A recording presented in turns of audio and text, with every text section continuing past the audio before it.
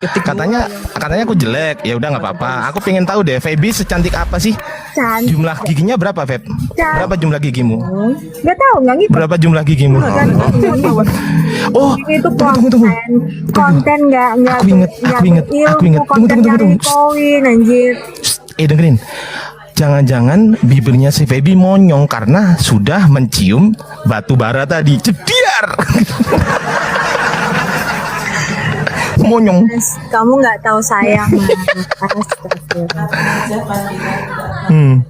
Mampus kena. Makanya Diri sendiri udah mau kayak cewek. Kamu ngomong monyong. Kamu kalau ngomong soal batu, menghapus dosa, kau kena berkali-kali di situ. Kau kalau ngomong menghina Islam, Bible siap membantah semua argumentasimu. Siapa yang menghina Islam? Saya tanya, siapa yang menghina Islam? Kamu jangan provokator ya di sini ya. Tuh kan, lebih neratus daripada cewek loh mulutmu itu. Sesungguhnya itu musuh terbesarnya Kristen itu kitab mereka sendiri. Yes. Betul. Gimana ya? Kamu tadi bilang, siapa tadi yang bilang ya bahwa kamu kan bukan Yahudi, kamu Yahudi KW. Yang asli gitu kamu aja. juga bukan Kristen. Jangan bawa lah agama Kristen sama Yahudi. Siapa yang bilang saya bukan Kristen?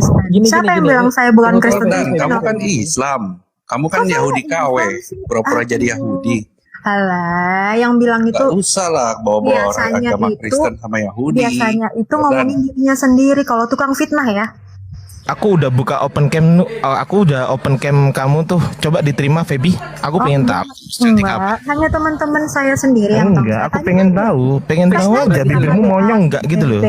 Kita buktikan bibirmu monyong enggak gitu loh. Enggak.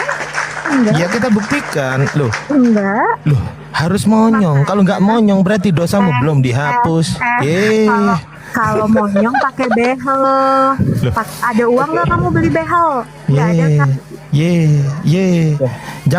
Jangankan beli behel, bulu matamu tuh gue beli bisa. Bulu matamu gue cukur semua. Kalau gigi di pagri itu rumah, jangan gigi di pagri. Baik. Feby, ya, jangan taunting Feby. Nah, gini aja Feby. Ini kan suatu kebanggaan nih bagi sekte kalian ya kan, bisa berdiskusi dengan kami nih kan yang kalian idolakan. Nah, iya, nggak usah ad hominem. Kalau diskusi aja gitu loh. Maunya lu tau gue sebenarnya. Udah nggak usah ad hominem. Lu udah mulai duluan masalahnya tadi. Udah lah, nggak usah ad hominem. Dia mulai. Nah, yang bilang saya jelek siapa tadi? Kan kamu hina saya. Loh, saya hina apa emangnya? Saya hina apa? Saya kan bilang batu bara itu menghapus dosamu. Bener nggak? Saya tanya, bener nggak ayat itu tadi? Saya nanya, itu batu yang mana? Batu bara kok, batu yang mana? Gimana sih kamu ini? Gimana sih, aku nggak tahu kan, aku bilang tadi tanya arkeolog, jangan tanya ke saya nggak tahu tentang Feby. Jangan dipaksain dong, Mas. Aduh. Feby. Kejun aja sekarang. Dia tuh orangnya nggak pernah menghina, dan dia nggak mau menghina yang sudah hina dari awal tuh. Dia data tuh orangnya. Boleh saya masuk? Silakan ditanggapi. Fokus ke diskusi saja. Kita belajar memberikan edukasi gitu ya. Memahami dua agama yang mengaku sebagai agama benar. Kristen ngaku benar, Islam ngaku benar. Jadi tidak mungkin dua-duanya benar, karena satu menyembah Tuhan, yang satu menyembah makhluk Tuhan. Entah itu Kristen yang benar atau Islam, nanti kita lihat. Al-Quranul Karim menjelaskan, Bismillahirrahmanirrahim, walikullin wijhatuhu wa muwalliha fastabiqul khairat. Dan setiap umat mempunyai kiblat yang dia menghadap kepadanya. Kita melihat di dalam Yesaya 27 nomor 9, maka beginilah akan dihapuskan dosa Yakub, dan inilah buahnya kalau dia menjauhkan dosanya, yaitu dia akan membuat segala batu mesbah seperti batu-batu kapur yang dipecah-pecahkan, sehingga tiada lagi tiang-tiang berhala dan pedupaan-pedupaan yang tinggal berdiri. Ini dilakoni oleh Rasulullah Muhammad SAW ketika di Mekah banyak kemudian di dalam bangunan itu berhala-berhala dihancurkan. Lalu beliau mengokohkan bangunan yang berasal dari batu-batu. Maka beginilah akan dihapuskan kesalahan dosa Yakub. Dan inilah buahnya, yaitu beliau mendirikan batu berupa mesbah. Jadi Yahudi dalam hal ini keturunan Ishak memiliki batu penjuru Masjidil Aqsa. Bani Ismail memiliki batu penjuru, yaitu Hajar Aswad, Mekah Al-Mukarram. Kristen batunya yang mana? Ini yang perlu kita pahami dulu. Karena di kisah Yesus adalah batu juga. Yesus tak mau dikalah. Yesus juga batu. Ini gimana ini? Kalau Bani Ishak kan jelas, Yerusalem mereka punya batu penjuru. Islam di Mekah mereka punya batu penjuru. Kristen batu apa dia? Ini yang perlu dipahami ini. Ada nggak yang bisa jawab dari Kristen? Jangan ketika kemudian Yakub mendirikan tugu, Nabi Yakub mendirikan tugu, kemudian jadikan tugu itu simbol penghubung antara pencipta langit dan bumi dengan dirinya, lantas dianggap Yakub ini menyembah batu. Kalau mencium dianggap sebagai menyembah, bahaya itu. Karena saya selalu mencium HP saya ketika saya rindu kepada anak saya yang jauh, saya cium HP itu, apakah itu artinya saya menyembah HP? Enggak. Nah, untuk itulah yang perlu dibahas di sini. Di Kisah Para Rasul 4 nomor 11, Yesus adalah batu. Kira-kira pada diri Yesus itu apa yang ini? Mungkin ada teman Kristen yang bisa menjawab. Silakan. Itu benar-benar saya baru ini tahu Masya Allah. sih Pak Zumi. Terus sama yang tadi apa itu namanya yang serafim apa batu bara itu ya. Itu juga aku baru tahu kalau ada ayat seperti itu. Soalnya kan saya bukan ahli teologi juga gitu loh. Kalau Nah, masalah itu dia. batu Hajar Aswad ya saya hanya taunya apa sih jemaah muslimah yang ada di Mekah itu ya berlomba-lomba, berarti itu mereka menghormati nilai apa yang ada di batu Hajar Aswad itu aja sih kalau menurut saya. PB dijawab poinnya tadi apa poinnya? Kalau PB nggak bisa jawab ada song gitu. Karena di Apa Islam sih poin nggak- apa ya sudah nggak mesti saya jawab kristologi. kan? Untuk baca kitab itu nggak mesti kristologi gitu. Loh, enggak. Berarti kan Emang saya nggak punya kenapa? Kok kamu kok kayak ini sih? kamu Protestan, masa kamu untuk baca kitab Iya. kamu harus kristologi sih? Itu kan Enggak, kitab emang nggak suci, punya agama. kenapa? Saya Lanjut, sudah nggak Bro. pakai LAI kenapa? Kan ini baru saya udah bilang saya baru tahu 2 ayat ini. Kamu kok kayak maksa gitu sih? Saya udah bilang saya baru tahu 2 ayat ini. Kamu kok maksa gitu sih? Saya udah bilang saya baru tahu 2 ayat ini. Kamu Iya, jadi Al-Quran menjelaskan itu tadi ya, walikullin wijhatuhu wa muwalliha. Setiap nabi, setiap umat itu memiliki kiblat, arah. Ada tempat mereka kemudian bertumpuh ketika menyembah kepada Allah, menyembah kepada pencipta langit dan bumi. Mereka menghadapkan diri mereka kepada satu arah. Nah, di Islam juga begitu. Makanya tadi ada tuduhan bahwa batu menghapuskan dosa. Sebenarnya batu itu nggak bisa ngapa-ngapain. Yang menghapuskan dosa manusia itu adalah upaya manusia melakukan perintah. Kalau misalnya diperintahkan jangan makan babi, babi itu haram bagimu. Orang yang tidak makan babi, maka dia tiada dosa baginya. Nah, bukan berarti babi ini yang menghapuskan dosanya, tidak. Tapi babi ini, tapi perintah inilah yang ditaati, yang ditekuni, yang membuat manusia itu mendapatkan kebajikan, kebaikan. Sama di Keluaran 29 nomor 14. Korban penghapus dosa. Di situ ada trinitas juga. Ada daging, ada kulit, ada kotoran lembu. Bukan berarti kotoran lembu ini ketika dibakar di luar kemah pertemuan itu yang menghapuskan dosa, tidak. Tapi perintah untuk melakoni syariat ini yang membuat orang itu dosanya terhapuskan. Sama ketika kami umat Islam ke tanah suci Mekah, bukan ketika kami itu mencium atau sujud menghadap Ka'bah itu yang menjadi penghapus dosanya, tidak. Tapi upaya kami untuk tunduk dan taat kepada perintah yang membuat dosa kami itu dihapuskan. Bukan batunya, tapi upaya kami untuk mencapai itu yang menghapuskan itu. Nah, ini perlu dipahami. Berbeda dengan teman Kristen, memang betul-betul menyembah kepada Yesus. Memang betul-betul menyembah kepada batu. Entah itu di Katolik namanya patung Yesus, entah itu di Protestan Yesusnya sendiri, di mana Yesus pasti memiliki batu sakar.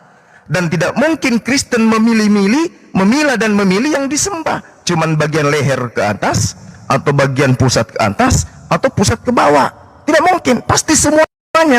Nah, di dalam tubuh Yesus itu menggelantung ada batu. Nah, ini yang disembah oleh teman-teman Kristen. Ini yang disembah Tuhan. Islam menyembah batu itu keliru. Dalilnya ada di dalam kitab saudara, Kisah Para Rasul 4 nomor 11. Yesus adalah batu yang dibuang oleh tukang-tukang bangunan.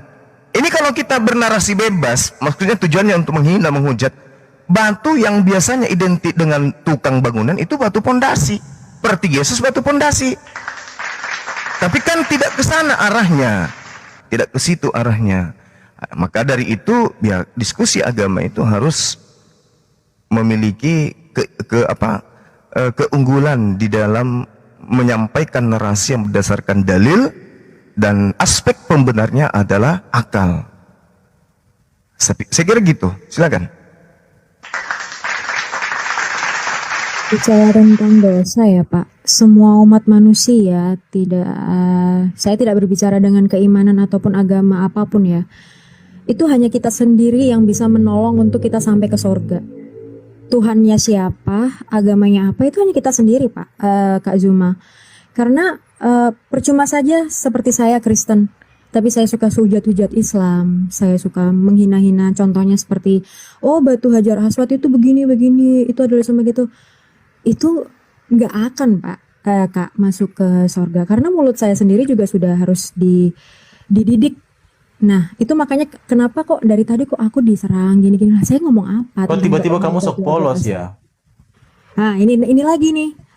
Lu ada masalah apa sih sama Kristen gitu loh. Saya di sini berdiri sendiri, saya tidak membawa semua orang Kristen di dunia ini. Gitu loh. Saya hanya bertanya tadi tentang batu bara serafim itu. Ya baru ini memang saya nemuin ayatnya. Karena memang jujur saya jarang baca Alkitab. Meloncat. Yesaya 6. Jadi gini, saudari saya Feby, adalah keliru juga kalau saudara saya mengatakan bahwasanya untuk mencapai kepada keselamatan yang ditetapkan oleh Tuhan, itu semua orang bisa dengan mengandalkan semua keyakinan. Tak boleh. Karena setiap keyakinan itu Tuhannya berbeda. Seperti Anda, Tuhan Anda kan Yesus. Iya. Sementara kami bukan Tuhannya Yesus. Bagaimana mungkin kemudian Tuhan yang benar itu Yesus, kami yang tidak menyembah Yesus ini selamat? Begitu juga sebaliknya. Bagaimana mungkin Anda yang menyembah Yesus tidak menyembah kepada Tuhan yang benar menurut hitungan kami, Anda bisa selamat? Tidak bisa, karena Tuhan itu cuma satu. Walaupun kemudian semua agama di atas muka bumi ini mengajarkan kebaikan, tapi kebaikan itu belum tentu benar. Iblis juga mengajarkan baik. Setan pun mengajarkan manusia untuk baik. Tapi baik menurut setan belum tentu itu benar. Contoh misalnya, kita makan itu baik. Tapi kalau yang kita makan itu adalah lumpur, itu menjadi tidak baik. Begitu juga ketika kita mengatakan kita ini adalah manusia yang taat beragama.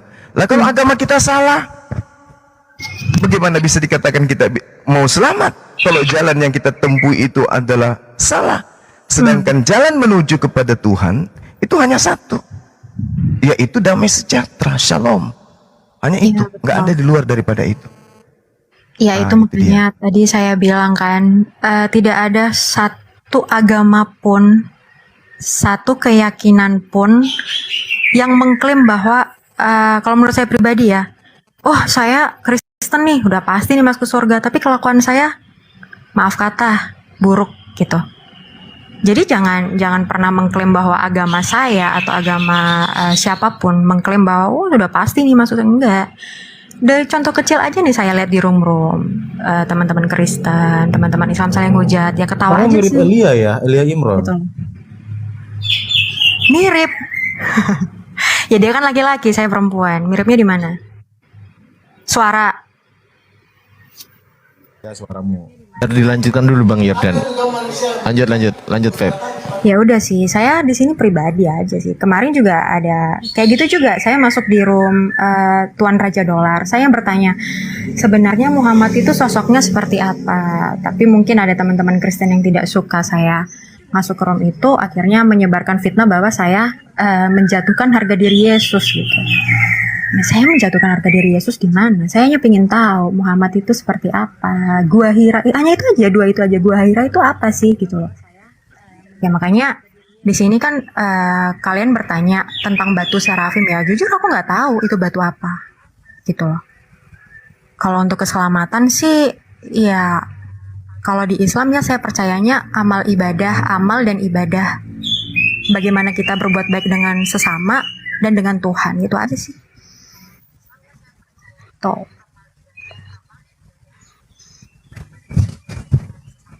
Lanjut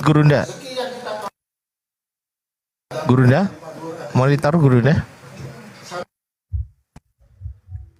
Jaringan merah. Udah. Iya. Double. Suara saya double loh. Tapi di sini, suara Gurunda double ya? Di sini Saya turun dulu ya. Iya, Gurunda. Di sini enggak. Siap.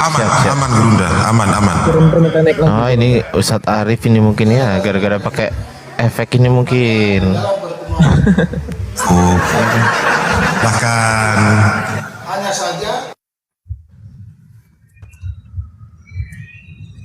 Lah kemana Gurunda? Bentar. Udah blink tadi. Bang, Klik dia merah sinyalnya. Ya jadi yang namanya batu penjuru itu yang di Israel itu sekarang tepatnya itu ada di ini apa namanya, bukan Masjid Al-Aqsa, satu lagi tuh apa namanya, Dome of Rock. Iron Dome. Ya. Dome of Rock itu yang warnanya kayak emas itu. Nah itu Perang Bang Bir. iya, bukan Iron Dome, ini Dome of Rock. Nah, di Dome of Rock itu di bawahnya itu ada dikasih kaca gitu. Itu namanya Event Scientiel. Itu batu perjanjian, batu penjuru ya. Jadi pusatnya dunia itu ada di situ. Nah, itulah batu yang dipakai oleh Yakov tidur ketika dia melihat ada tangga dan dari langit dan malaikat turun naik itu. Nah di situ batu itulah Eben Scientiel yang menjadi batu penjuru yang ada di Dome of Rock gitu. Nah kalau dikatakan orang Yahudi juga mencium batu tembok ratapan, ya buktinya kita di rumah kalau sembahyang nggak pakai nyium tembok. Nah seperti kita mencium anak-anak kita, mencium orang tua kita, artinya apa? Kita mencintai mereka. Begitu juga dengan orang Yahudi ketika dia berziarah ke Eretz Israel ya, ke tanah Israel. Kita mencium tembok itu, kita merindukan bait suci dibangun kembali. Kita mengenang kejayaan Israel dahulu. Makanya kurang lebih begitu. Atau seperti Tuhan enggak itu, seperti kita mencintai anak-anak kita, ada orang tua kita, begitu juga kita mencintai bait suci Yerusalem yang runtuh gitu. Itu untuk apa ya, waktu atau ada arti makna sendiri gitu? Nggak ada di dalam Torah pernah diajarkan suruh mencium batu itu, enggak. Itu cuma maksud gue itu artinya apa batu yang lo bilang tadi? Oh iya, itu Maknanya gitu. Pusat dunia itu ada di Yerusalem itu, di situ. Oh, berarti pusat dunia Center. Iya, ditandai dengan Yerusalem. Oh. Ditandai dengan batu itu, Event Scientiel namanya. Itu ada di Dome of Rock itu, di sampingnya Masjid Al-Aqsa. Jadi kan tembok ratapan itu jadi itu letaknya di bawah dia, di tengah. Jadi tembok ratapan di bawah, ya kan? Terus naik ada tangga ke atas, naik ke kanan, tangga ke atas itu ada Dome of Rock. Nah, baru di sampingnya itu Masjid Al-Aqsa, samping Dome of Rock. Lo berarti Mekah, Madinah sama Yerusalem deket dong? Ya deket lah, itu kan masih sebenarnya Israel itu masih daerah Jazirah Arab sebenarnya. Semuanya itu daerah Jazirah Arab sebenarnya. Betul. Mereka kan bersaudara. Betul. Mereka kan bersaudara. Justru yang aneh itu Bang Bil, yang aneh itu ada yang ngaku dari Israel tapi kitabnya ditulis di Roma, itu aneh itu. Iya, iya, iya. Kenapa orang Israel, Oten ikut-ikut nyium dinding ratapan? Ya mungkin mereka memiliki sentimental mereka terhadap apa yang mereka baca di dalam perjanjian lama kan, tentang bait suci dihancurkan gitu. Jadi orang-orang Kristen yang berziarah di situ ya melihat orang Yahudi nyium-nyium gitu, kenapa sih, jadi ini dia ikut-ikutan lah gitu. Kurang lebih gitu. Semua Padahal diikuti sama mereka. Iya. Karena kalau boleh jujur, harusnya tempat ziarah orang-orang Kristen itu ke Roma. Nah, di situ baru cocok tuh, ada basilikanya, ada apa-apa gitu, lebih pas. Betul. Apalagi ada dewa Horus ya kan, dewa Atis, dewa Horus, wah bagus itu. Gimana? Ada sebagian di Mesir, sebagian di Roma gitu dong. Itu baru oke kan gitu. Nah, iya, tapi memang di Israel kan ada juga gereja-gereja kayak gereja apa? Gereja-gereja kuno di sana tuh ada yang tergantung tuh, Ortodok, Kristen Ortodok kayak Aderion and the Gang itu ada itu tuh apa, perayaan api suci. Nah, perayaan api suci. Nah, api kok disucikan? Nggak ada pernah ajaran para nabi mengajarkan tentang konsep api suci. Makanya kemarin aku konfirmasi mereka, dari mana kalian belajar konsep api suci? Kan mereka tuh punya agenda ya, hari raya mereka, nggak tahu apalah. Api suci, apinya itu tidak membakar katanya. Jadi ditungguin apinya itu untuk diarak gitu. Diarak sampai ke beberapa negara, sampai ke Yunani, sampai ke Roma itu apinya. Itu hari raya api suci. Nah itu ya yang mereka rayakan. Makanya saya waktu itu tanya, dari mana ajaran itu? Dari mana hari raya api suci ini? Nggak alkitabiah memang. Dari Majusi lah. Iya, bisa jadi. Siapa lagi? Iya, bisa jadi itu. Api Tapi Olimpiade. Feby, ini langsung to the point ya Feby. Sebagai Protestan percaya nggak dengan yang kamu anut sekarang? Maksudnya sebagai Protestan percaya dengan, maksudnya percaya apa? Sama yang kamu imani sekarang percaya nggak? Gitu. Percaya dong dari kecil. Percaya dari kecil, tapi nggak pernah baca kitab. 7 tahun yang lalu, udah jarang. Bagus Buat itu. apa kalau kau tidak buat apa Bagus kalau naik-naik di Pertahankan aja. kamu debater. Belum yang juga kau 8 bawa? tahun. Tenang aja, masih 7 kok, belum 8 tahun. Lanjutkan. Iya, karena kalau secara jujur kosong banget Feby, masalah ilmu agama keimanannya kosong. Ya sekarang gini aja, berilmu pun seperti kamu, moral kamu aja bisa saya injak-injak loh. Wow. Jadi percuma kamu itu 100 beragama tapi 0. Maksudnya pertanyaan saya begini loh, Feby, pertanyaan saya begini. Ini kan room debater nih, room debat. Terus apa yang kamu bawa kalau kamu tidak tahu apa-apa? Loh, tadi tanya-tanya tentang apa tadi? Batu itu. Ya sudah, saya jelaskan, saya nggak tahu, baru tahu tentang ayat ini. Terus Ya itu namanya kamu sedang masalah batu, masalah LGBT, pelangi, HIV tadi Begini loh, awalnya. Feby, Kok sekarang 7 tahun kamu tidak pernah membaca kitabmu. Kamu tidak tahu apa direvisi di tahun 2000 berapa ini sudah ada yang baru. 22. Tunggu 2022. Bilang saya nggak pakai Alkitab lagi. Tunggu. Sekarang ke Alkitab, Feby, sekarang ke tunggu, Feby. batu. Nggak nyambung dari tadi kalian itu. Iya, Bung Ardi gimana?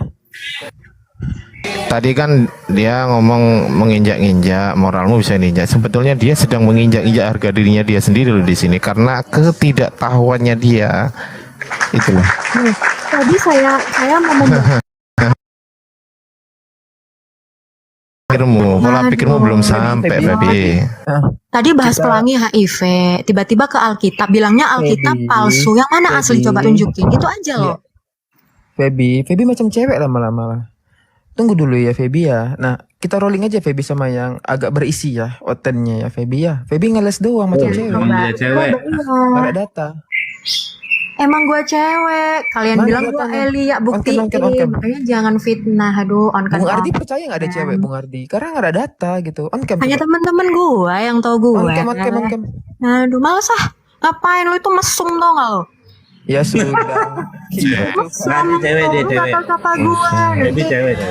Aduh, tahu suami gue Kalau lu Ardi diajar cowok tadi, kapok on lo. cam dia. Percaya kita semua. Iya, ini kayak ini. Suami dibawa-bawa. Buset. Provokator dari tadi. Buset. Langsung aja.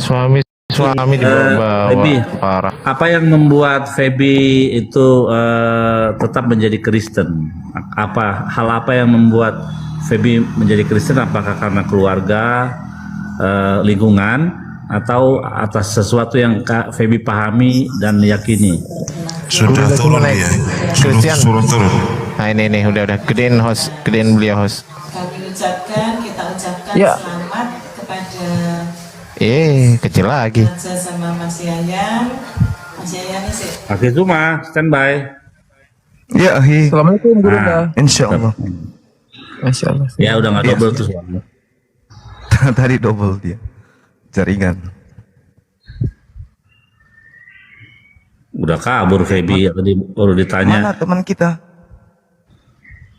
Kabur dia. Tarik. Ke bawah, naik lagi Feb.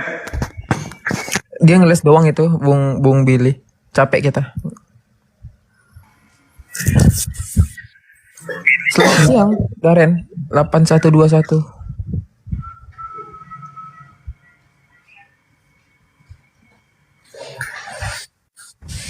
Iya Daren, selamat siang Daren.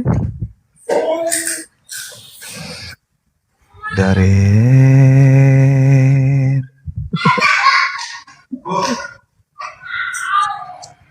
Daren. Halo, selamat siang. Iya siang. Daren dari Kristen? Iya, saya dari Kristen. Iya. Protestan ya saudara ya? Iya. Oke, tadi sebelumnya menyimak tidak apa yang dibahas? Aku menyimak tapi ketinggalan. Enggak, baik. Kita sesuai tema saja. Tuhan atau bukan untuk sosok Yeshua Hamasia ini? Silahkan ditanggapi Bung Daren dengan Gurunda. Ya, aku tadi sedikit menyimaknya masalah apa tadi itu ya? Masalah yang penghapusan dosa itu ya? Yang katanya berbuat baik itu bisa masuk surga atau gimana tadi itu ya? Cuma aku pengen lihat dalilnya aja sih, dimana kalau kita berbuat baik itu bisa masuk surga gitu. Karena kalau setahu saya di tempat keyakinan saya, berbuat baik dan saling mengasihi itu hanya menutupin dosa, tapi nggak membuat masuk surga gitu. Terus? Di dalam kitab saudara, pengakuan Yesus sendiri, orang selamat itu karena perbuatan. Ya, yang melakukan perbuatan, ya melakukan kehendak Bapa. Tetapi memang perbuatan itu ya wajib kita lakukan. Tapi yang namanya perbuatan baik, semuanya diusahakan oleh manusia itu hanya menutupin dosa saja sih, tapi tidak bisa menghapuskan gitu. Jadi gini Bung, kita lahir dari bayi sekalipun, sampai kita dikasih usia 1000 tahun di dunia ini, tidak pernah melakukan kejahatan, hanya kebaikan saja yang kita lakukan. Itu tidak bisa ditakar dengan surga, dengan jannah, dengan firdaus. Tidak bisa. Perbuatan seperti apapun yang kita lakukan, sebaik apapun perbuatan itu, tidak bisa perbuatan itu diseimbangkan dengan firdaus. Jangankan firdaus, sehelai bulu kita untuk kita bayar kepada Tuhan atas apa yang Tuhan berikan kepada kita ini, kita nggak bisa bayar. Apalagi masuk ke dalam alam yang Tuhan katakan sebagai alam yang suci, surga firdaus. Mungkin. Oleh karena itulah kemudian salah kalau yang membuat orang masuk surga itu adalah amal kebaikan. Salah. Yang membuat orang masuk ke dalam firdaus itu adalah ketaatan. Bagaimana kita menjalankan perintah. Karena hanya dengan menjalankan perintah Tuhan disebut mengasihi Tuhan. Makanya coba Anda lihat di dalam Yohanes 5 nomor 29. Mereka yang telah berbuat baik akan keluar dari kubur dan bangkit untuk hidup yang kekal. Tetapi mereka yang telah berbuat jahat akan bangkit untuk dihukum di neraka. Itu dalil. Tetapi bukan berarti perbuatan baik inilah yang mendorong, yang membuat orang itu masuk surga. Tidak. Tetapi tiketnya memang sudah kayak begitu. Tuhan sudah memberikan solusi. Makanya di kitab kami dikatakan begini. Innalladzina amanu, sesungguhnya orang-orang yang beriman, walladzina hadu, dari kalangan Yahudi, Nasrani, dan seterusnya. Kata Allah, man amana billah, siapapun di antara mereka yang beriman, mereka mendapatkan keselamatan. Jadi bukan maksudnya bahwasanya masuk ke Firdaus itu ditimbang dulu amalannya, dalam arti kata amalan ini yang membuat orang itu masuk ke surga. Tidak, tetapi Tuhanlah yang memberikan tiket. Tuhan yang memberi syarat bahwa ketika amalmu, amal kebajikanmu kemudian melampaui dosa-dosamu dan kamu sudah bertobat, maka kamu kembali ke Firdaus. Tetapi bukan karena kita menakar. Saya sudah paham, dan saya tuh ya sependapat seperti itu ya. Saya sependapat seperti itu ya, seperti yang Bang Cuma katakan tadi, bilang memang dari awal hidupnya, dari lahir sampai dia mati ya selalu berbuat baik, udah otomatis dia hidupnya suci. Aku sudah sependapat seperti itu ya. Dari penjelasan Bang Cuma saya juga sependapat bahwa memang orang masuk surga memang bukan dari perbuatan amalnya, tapi ya sesuai dengan di kitab saya, perbuatan baik hanya menutupi dosa saya. Tetapi bukan berarti nanti tidak ada penghakiman di akhir zaman. Semua yang Cuma itu jelaskan aku sudah memahami, dan ya saya sependapat sih memang seperti itu. Nah sekarang permasalahan setelah kita sepakat, gimana? Semalam aku dengar di Komal ini, Bang Cuma. Aku kira itu Bang Cuma semalam itu ada di Komal, siapa tuh lupa aku. Namanya juga sama, terus profilnya juga sama. Tapi aku dengar suaranya, tapi bukan suara Bang Cuma gitu kan. Itu KW, Zuma KW itu. Jadi aku kan sempat dengar masalah firman tuh kan. Jadi firman itu penciptaan atau firman itu pencipta atau diciptakan gitu. Jadi semalam tuh sempat aku dengar kan, tapi kayaknya bukan suara Bang Cuma, pikirku nih kan. Terus pas aku buka di yang siapa yang blokir permanen. Oh, Bang Cuma ada di situ ya semalam ya? Iya, saya diblokir permanen. Oh, berarti bukan begitu. Cuma itu aja sih semalam aku lihat kok suaranya kok beda gitu kan. Kiraku kok ini semuanya profilnya terus namanya juga sama, kiraku Bang Cuma semalam itu. Itu semalam kan membahas tentang firman kan. Jadi aku penasaran kan, penasaran kalau dari Bang Cuma yang asli ini apa sama kayak yang Cuma yang itu ya. Firman itu kalau menurut Bang Cuma itu ciptaan atau pencipta itu Bang? Iya, jadi kalau di Islam firman itu adalah perkataan, kalam. Jadi kalam itu kata, kalima itu kata. Kalau kalamnya Tuhan artinya sifat. Jadi pada diri Tuhan itu ada sifat yang tugasnya sifat ini berkata-kata, kemampuan berkata. Jadi antara sumber firman dan firman itu berbeda.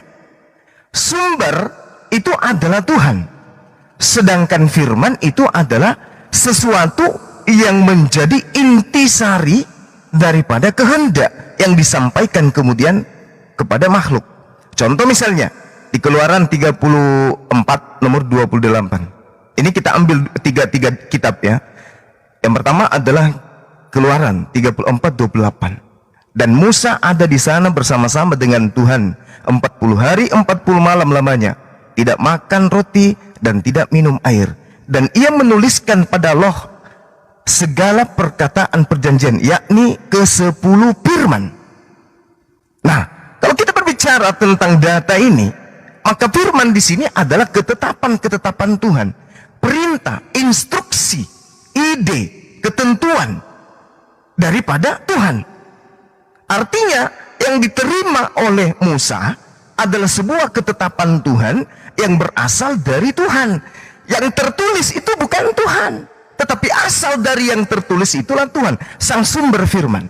Kedua, dari perjanjian baru, apa yang diterangkan kemudian di dalam kitab saudara? Bahwasanya Matius 4 nomor 4, manusia hidup bukan hanya dari roti saja, tetapi dari setiap firman yang keluar dari mulut Tuhan. Yesus mengatakan firman keluar dari mulut. Yesaya 55 nomor 11, firman Tuhan keluar dari pih, mulut juga. Sementara Al-Quran mengatakan, innama amruhu idza arada syai'an ayyakula lahu kun fayakun. Jadi ketika Tuhan ingin menciptakan sesuatu, maka dia cukup berkata, jadi maka jadi. Berarti tiga rangkaian ini sama. Firman itu ternyata adalah instruksi dari pencipta untuk mengadakan sesuatu sesuai dengan apa yang dikehendaki. Yesaya 55 nomor 11, apa firman yang keluar dari mulutku tidak akan kembali kepadaku dengan sia-sia sebelum yang kuperintahkan itu terlaksana. Misalnya, jadilah terang, maka tidak mental perkataan itu sebelum terang itu jadi. Jadilah hamil, meskipun tak ada suami, maka tidak mental kemudian perintah itu sebelum wanita tanpa suami ini hamil. Jadi semua yang diperintahkan oleh Tuhan itu disebut berfirman atau firman. Jadi firman ini adalah sumber firman, itu bukan ciptaan, al-kalam namanya, sifat yang melekat pada diri pencipta. Nah, jadi kekeliruan kemudian ketika dikatakan firman itu telah menjadi manusia, lantas kemudian manusia dianggap Tuhan. Sebab firman itu bukan Tuhan. Meskipun dikatakan pada mulanya firman itu bersama-sama dengan Tuhan, maksud daripada firman yang bersama-sama dengan Tuhan itu adalah pikirannya, idenya, gagasan Tuhan. Kehendak Tuhan itu bersama dengan Tuhan. Tetapi ketika kehendak itu ingin disampaikan kemudian, maka Tuhan berfirman, Tuhan berkalimat, mengucapkan kalimat, maka kalimat itu keluar. Kalimat itu kemudian terjadi sesuai dengan apa yang diinstruksikan. Jadilah terang, jadi terang. Matahari pada bulannya adalah firman. Sudah Seperti itu. sedikit, Iya. sudah sedikit paham Bang Suma. Jadi kan tadi kata firman itu sama dengan al-kalam ya. Iya. Terus tadi Al-kalam, kalimah. tadi terus Bang Juma katakan firman itu ciptaan gitu ya. Iya. Firman kan al-kalam nih, perkataan Tuhan ya, yang ada di dalam diri Tuhan. Kalau firman itu dikatakan ciptaan, lalu bagaimana sebelum Tuhan punya firman itu, Bang Suma? Apakah dia bisa bicara atau gimana? Sifat mutakalliman. Iya. Sifat Tuhan ini, saya katakan kepada saudara, sifat kalam, kemampuan berkata-kata yang ada pada diri Tuhan, itu melekat. Itu adalah Tuhan itu sendiri. Tidak terpisah dia. Itu satu hakikat. Tetapi ketika Tuhan ingin mencipta, maka dia berfirman. Pada saat Tuhan sendiri tanpa makhluk, ya, dia sudah melekat dengan sifatnya, tak ada awal, tak ada akhir. Tapi kemudian ketika dia ingin melakukan sesuatu, tindakan, pekerjaan, barulah dia mengatakan jadilah matahari, jadilah bulan, jadilah ini dan seterusnya. Bukan berarti sebelum dia berfirman dia itu tidak memiliki sifat itu, tidak. Tapi sifat melekat pada diri Tuhan dengan sendirinya. Karena Tuhan dan sifatnya itu adalah satu hakikat, tidak bisa terpisahkan. Nanti dia berfirman setelah dia ingin mencipta. Mazmur 33 nomor 9, dia memberi perintah maka semuanya jadi. Innama amru idza arada syai'an ayyakula lahu. Ketika hendak melakukan sesuatu cukup dia memberi perintah. Nah, itulah yang disebut firman. Yang keluar dari mulut Tuhan itulah firman. Yang berfirman ini adalah kalam sifatnya. Sama seperti kita analogikan yang strata makhluk ya, strata makhluk meskipun tidak bisa disetarakan, tetapi kita lihat di manusia. Manusia punya aspek sifat di dalam dirinya mampu berbicara. Tapi ketika manusia mampu berkata, dia memiliki sifat kemampuan itu. Yaitu pada dirinya ada ide, di mana ide yang ingin disampaikan diutarakan dengan berkata. Kata keluar dari mulut. Sesuatu yang keluar dari mulut manusia bukan manusia. Tetapi apa yang keluar dari mulut manusia adalah sesuatu yang berasal dari manusia. Contoh misalnya, Anda mengatakan ayam. Ayam keluar dari mulut. Bukan berarti ayam itu adalah Anda. Tapi perkataan ayam itu sumbernya dari Anda. Tapi perkataan ayam itu bukan lagi Anda, tetapi menjadi pribadi baru. Contoh misalnya, Anda bersuara, suara Anda direkam. Rekaman yang ada di dalam Medan tadi, itu bukan Anda, tapi itu suara Anda. Tetapi asalnya dari Anda, tapi itu bukan Anda. Sama seperti sekarang nih, Anda mendengarkan Bang Suma berbicara melalui HP. Yang Anda dengarkan itu bukan saya. Yang Anda dengarkan itu suara saya. Dan suara saya itu berasal dari saya. Coba Anda ambil HP Anda, celupkan ke dalam ember, yang Anda celup bukan saya, tapi HP Anda. Tapi di situ ada suara yang berasal dari saya, tapi itu bukan saya. Sumber suara itu dari saya, tetapi itu bukan saya. Nah, begitu juga firman. Firman yang keluar dari mulut Tuhan, asalnya dari Tuhan, tapi itu bukan Tuhan. Sama seperti kitab suci Al-Quran. Al-Quran itu terdiri dari kertas dan tinta. Kertas dan tinta itu bukan Allah, tapi hakikat isi daripada kitab suci Al-Quran itu adalah Allah. Itu adalah kehendak Allah. Mungkin dari sini Anda bisa paham bahwa keran air dengan air yang keluar dari keran itu tidak sama. Meskipun air berasal dari keran, tetapi apa yang keluar dari keran bukan keran. Mesin dengan produksi, apa yang keluar dari mesin itu bukan mesin. Produk ini adalah berasal dari mesin. Begitulah firman. Jadi firman itu bukan Tuhan, kalimat itu bukan Tuhan, tapi perkataan, kehendak yang melekat pada diri Tuhan, lalu diilustrasikan kemudian menjadi makhluk. Seperti itu, Bung. Silakan. Penjelasannya saya sudah paham, Mas. Cuma yang masih belum saya paham itu firman adalah suara. Kalau firman itu dikatakan ciptaan, ya artinya Tuhan sempat tidak memiliki firman dan sempat tidak memiliki suara, seperti itu ya. Tuhan sempat tidak memiliki makhluk sebelum dia menciptakan makhluk. Bukan itu maksud saya tanya. Ada keadaan di mana Tuhan hanya berdiri sendiri. Ya saya tanyakan tadi kan gini, ya penjelasan Bang Suma panjang lebar saya sudah paham. Cuma kan tadi Bang Suma katakan firman itu kan adalah perkataan Tuhan yang keluar dari Tuhan kan. Artinya kalau firman itu ciptaan, ya saya belum paham itu berarti Tuhan sebelum menciptakan firman berarti Tuhan belum punya suara, belum belum punya suara, begitu ya. Ketika Anda diam, apakah boleh saya katakan bahwa Anda ini tidak memiliki kehendak di dalam diri Anda?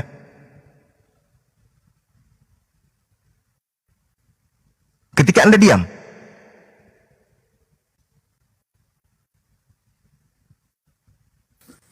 Kalau ketika saya diam, memang saya tidak mengeluarkan suara, tapi di dalam diri saya itu sudah ada suara.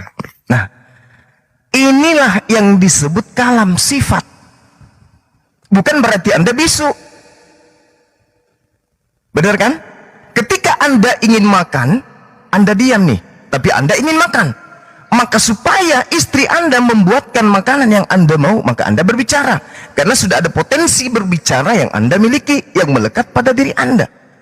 Ketika Anda ingin makan, Mam, tolong aku mau makan. Suara keluar dari sifat, dari kemampuan Anda berbicara. Suara ini adalah ciptaan Anda. Itu adalah pribadi baru, bukan Anda. Tapi suara itu keluar akibat dari Anda memiliki mesin, di mana mesin itu adalah Anda sendiri. Nah, hasil dari suara ini, saya ingin makan, maka suara tadi telah menjadi nasi di atas meja. Anda bukan nasi, suara Anda bukan nasi. Karena itulah kemudian sesuatu yang berasal dari firman itu bukan Tuhan.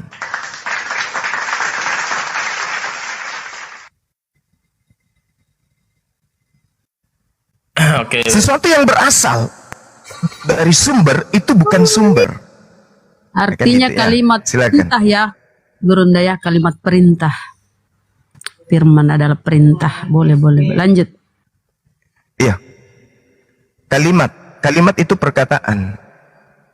Beda kalima, beda kalam. Kalam itu sifat, kalima itu hasil dari kalam. Jadi mesin dengan suara mesin itu beda. Mesin apakah tidak punya suara? Ketika dia berbunyi, bersuara. Tetapi bukan berarti ketika dia tidak bunyi, mesin ini bisu. Karena dia memiliki sifat.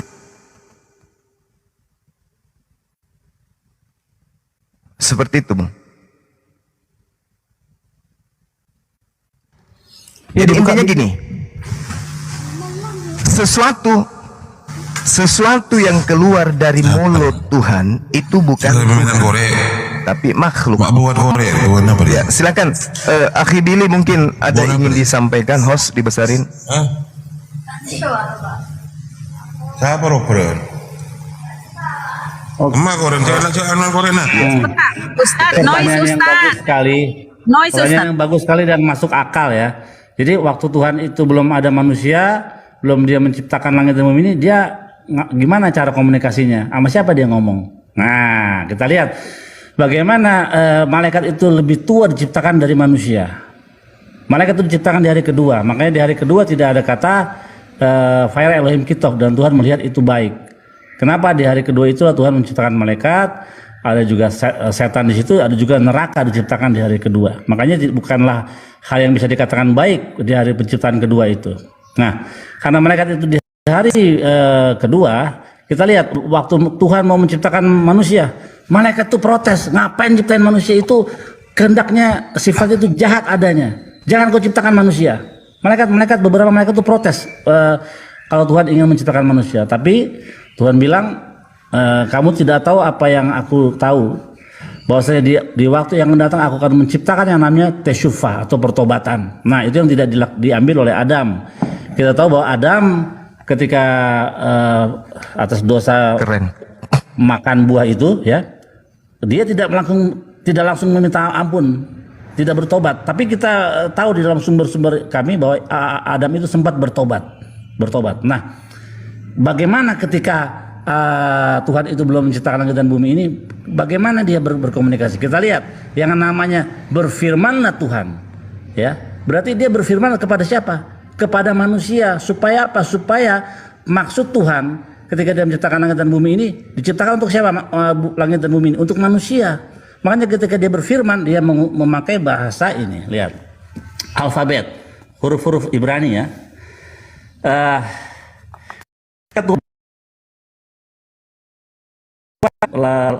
Bumi dengan huruf turun dari mahkotanya, ya, dan masing-masing mengklaim untuk supaya langit dan bumi diciptakan menurut inisial depannya. Yang pertama ada huruf Taf yang paling akhir, ya, yang huruf Taf.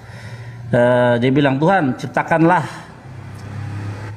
oh ya ini dia, oh Lord of the world, ya Tuhan semesta alam, kita menjadi kehendak-Mu untuk menciptakan duniamu melalui aku, huruf T, ya, melihat bahwa di waktu yang akan datang Engkau akan memberikan Torah kepada Bani Israel. Tapi Tuhan bilang jangan, karena nanti huruf T itu, Taf itu yang dibilang oleh orang Kristen ini, huruf T itu yang ada di dalam kitab Zakaria itu, kan ada kan huruf T. Nah, itu dikatakan huruf Taf itu nanti kau akan dipakai untuk menandai orang mati. Nah, tuh. Aku akan memakai kamu sebagai tanda kematian di atas kepala, di jidat manusia. Jadi nggak dipakai. Sampai huruf Shin, sampai huruf yang terakhir huruf Bet.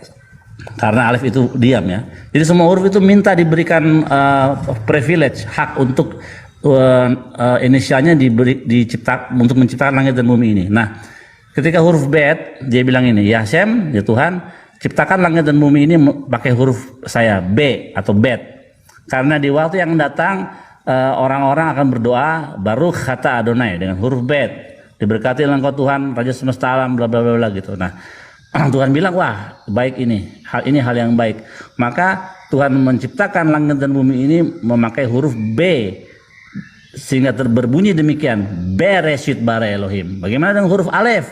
Karena huruf Alef di dalam konsonan Ibrani adalah huruf yang silent atau diam, dan dia salah satunya huruf yang tidak menuntut apa-apa dari Tuhan, sehingga Tuhan memberikan hak istimewa dia untuk menjadi yang paling depan, ya. Misalnya kitab Kejadian 1, Kejadian Alef, baru berbunyi Bereshit bara Elohim pakai huruf B. Nah, jadi demikian. Tuhan ketika dia berkomunikasi dengan yang namanya malaikat tentu tidak memakai bahasa yang sama dengan manusia. Ketika Tuhan berbicara dengan binatang tentu tidak dengan bahasa manusia. Langit dan bumi ini diciptakan oleh Tuhan untuk siapa? Untuk manusia. Sehingga Tuhan menciptakan sistem komunikasi yang namanya bahasa untuk manusia itu bisa mengerti. Makanya kedekatan Tuhan dengan umatnya ialah lewat kitab suci. Lewat kitab suci itu ditulis dalam bahasa aslinya, itulah kalian bisa mengerti dan paham arti dan maksud daripada Tuhan ketika dia menciptakan langit dan bumi ini, dan semua rahasia kebenaran ada di dalam teks asli, jangan terjemahan. Demikian.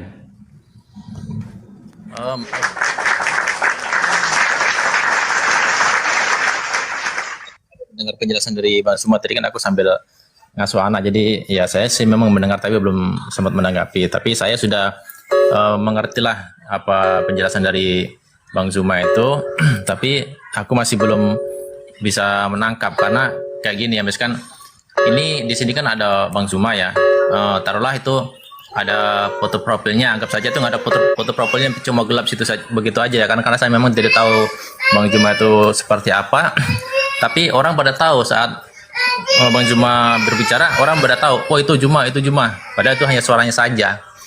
Tapi suaranya itu dibilang itu Zuma. Nah, itu yang masih menjadi pertanyaan saya.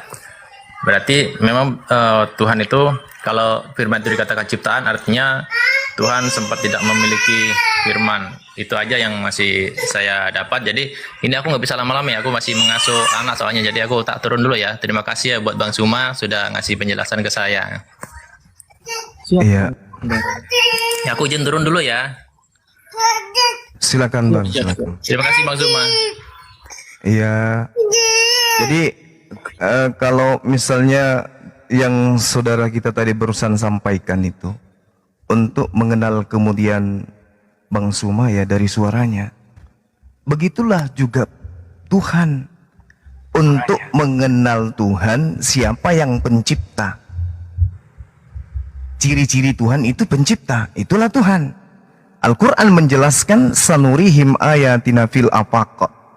Jadi Allah pencipta langit dan bumi memperlihatkan kepada orang-orang yang berakal tanda-tanda kebesaran akan dirinya di segenap penjuru alam semesta dan pada diri mereka sendiri.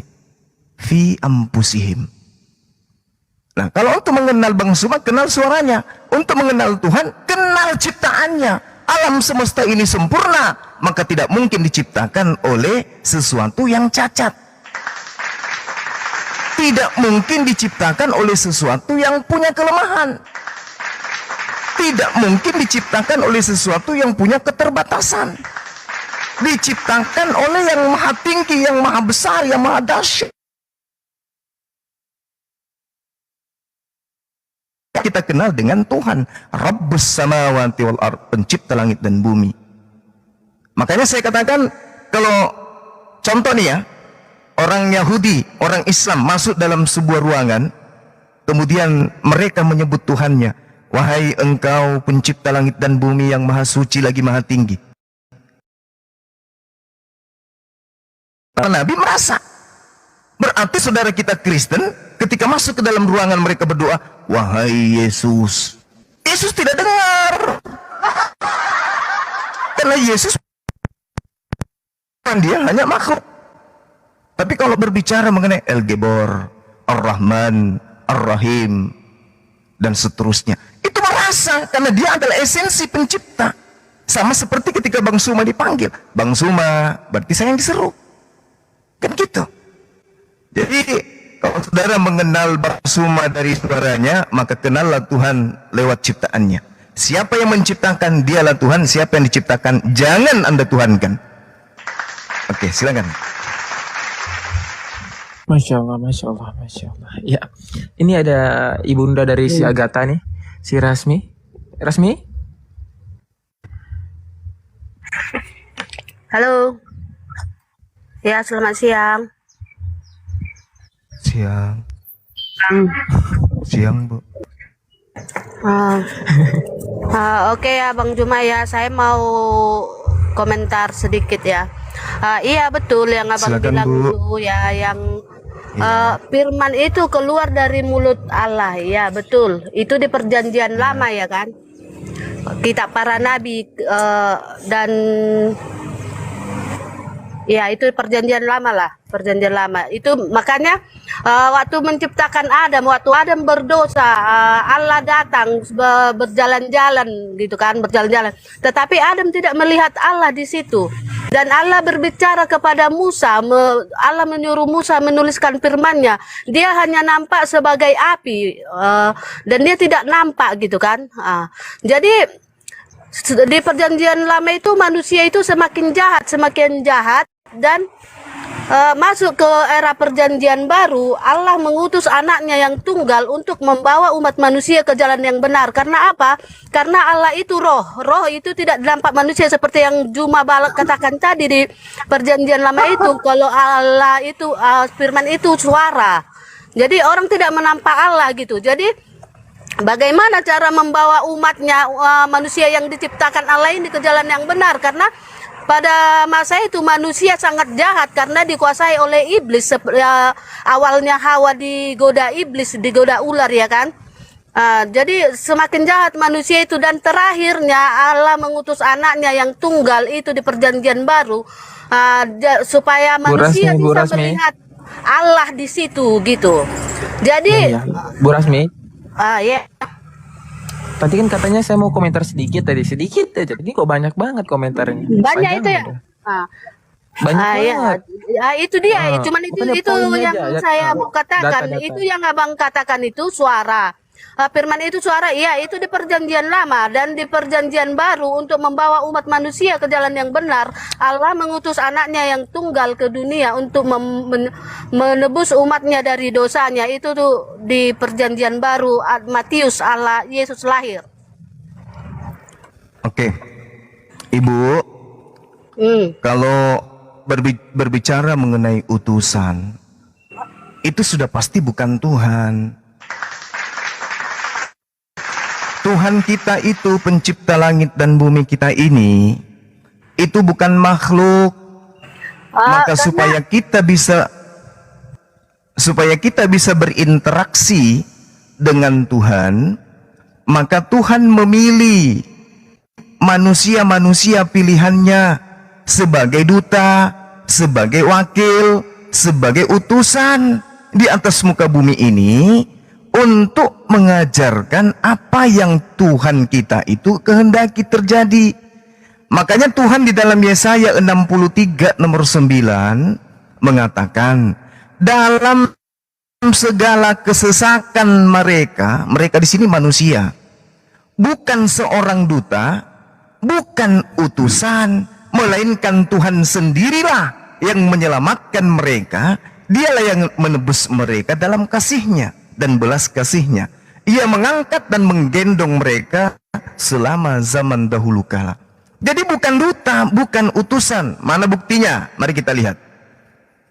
Yesus di dalam Kisah Para Rasul 2 nomor 22. Orang Israel harus tahu, yang kumaksud adalah Yesus manusia dari Nazaret, bahwa dia telah ditentukan sebagai perantara Tuhan, sebagai utusan Tuhan, untuk kemudian Tuhan melakukan mujizat-mujizat, tanda-tanda, kekuatan-kekuatan yang dilakukan oleh Tuhan melalui perantara utusannya, yaitu Yesus Kristus. Jadi Yesus itu bukan Tuhan. Yesus itu manusia pilihan, selayaknya Nabi Musa, manusia pilihan yang dijadikan perpanjangan tangan Tuhan untuk memberikan instruksi, aturan, perintah, ketetapan, ketentuan kepada Bani Israel. Makanya Tuhan mengatakan segala kesesakan mereka bukan seorang manusia duta bumi, karena Tuhan bukan makhluk. Dia tidak bisa, bumi ini kecil, sementara Tuhan itu maha besar. Sehingga coba Anda lihat bagaimana Yesus mengatakan dirinya, aku tidak dapat berbuat apa-apa. Tapi kok buktinya kamu bisa membangkitkan orang mati misalnya, membuat orang buta melihat, orang lumpuh berjalan, kok kamu bisa? Ya, karena aku adalah duta, aku adalah wakil. Wakil siapa? Wakil presiden? Bukan, wakil pencipta langit dan bumi, coy. Jadi saya bisa melakukan itu karena Tuhanku. Yohanes 4 nomor 34, makananku adalah melakukan pekerjaan yang diperintahkan oleh Bapakku untuk aku kerjakan. Kesaksianku ada yang lebih penting dari kesaksian Yohanes Pembaptis, bahwa semua pekerjaan yang aku lakukan, membangkitkan orang mati, membuat air menjadi anggur, membuat badai menjadi tenang, orang buta, lumpuh dan semuanya sembuh. Pekerjaan itu yang aku lakukan sekarang, dan pekerjaan-pekerjaan dahsyat itulah yang bersaksi bahwa aku Bapa yang mengutus aku. Berarti Yesus bersaksi dia adalah utusan. Sementara Tuhan mengatakan bukan duta, bukan utusan, tapi aku sendiri, tapi melalui beliau. Sama seperti Musa, bukan Nabi Musa yang membelah lautan, bukan, tetapi Tuhan yang melakukan itu melalui utusannya, yaitu Nabi Musa alaihissalam. Jadi salah dan keliru besar kalau utusan Tuhan itu justru dituhankan. Itu sesat namanya, Bu. Silakan.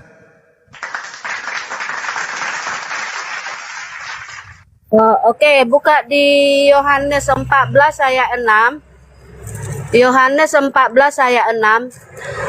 Kata Yesus kepadanya, akulah jalan dan kebenaran dan hidup. Tidak ada seorang pun yang datang kepada Bapa kalau tidak melalui aku, kata Yesus. Dan ada juga ayatnya yang menyatakan, dan ada juga ayatnya yang, tunggu dulu, yang ada juga ayatnya yang menyatakan Allah sudah menyerahkan kekuasaannya dan penghakimannya kepada anaknya Yesus.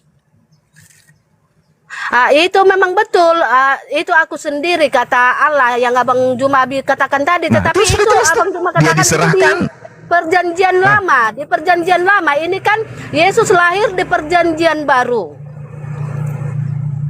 Jadi sudah beda cerita di perjanjian lama dan di perjanjian tapi Yesus baru. ini adalah orang Yahudi.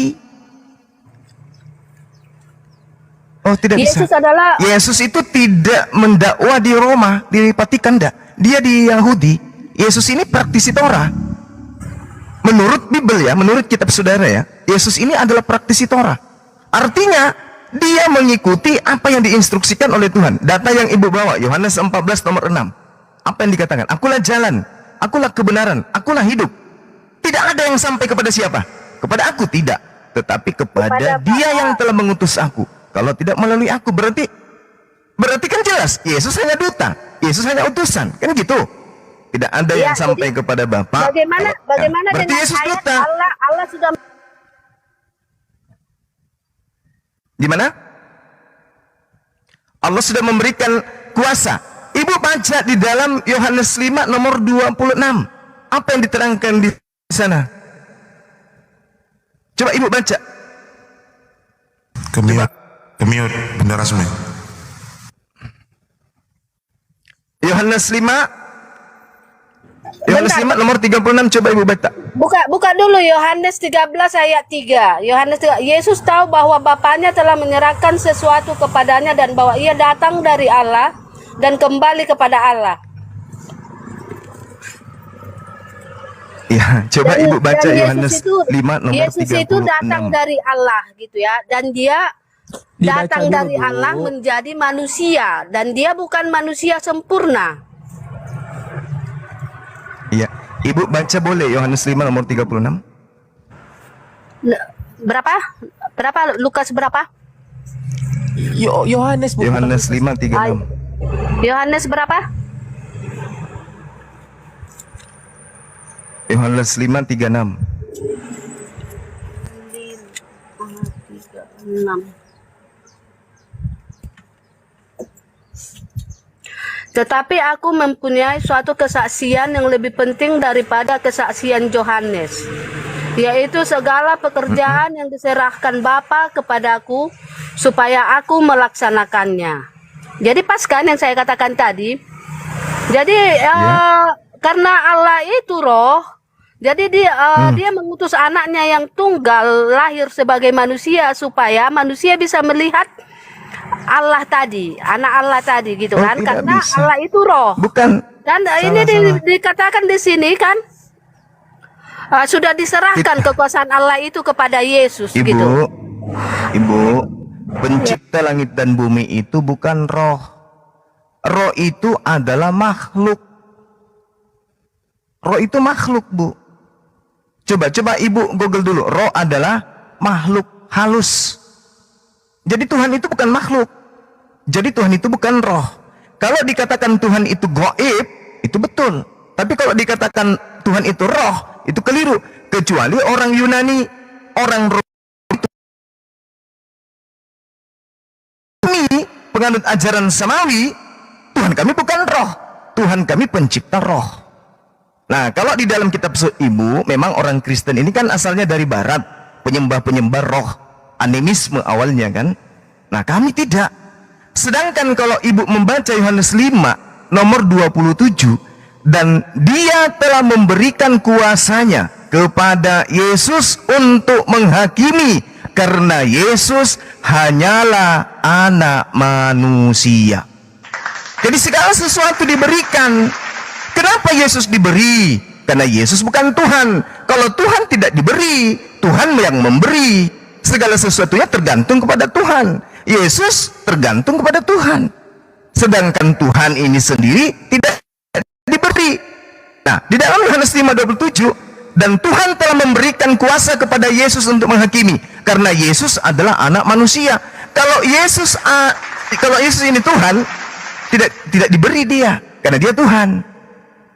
Makanya Yesus, kalau di dalam iman Kristen, harusnya percaya kepada Yesus yang mengatakan aku adalah utusan. Karena Yesus tidak pernah mengatakan akulah pencipta, akulah yang maha kuasa, akulah yang maha perkasa, akulah yang menghidupkan, akulah yang mematikan. Yesus tidak pernah mengatakan itu. Sedangkan Tuhan di dalam Ulangan 32:39, akulah Tuhan, tidak ada yang lain. Akulah yang menghidupkan, akulah yang mematikan. Nah, Yesus di situ bisa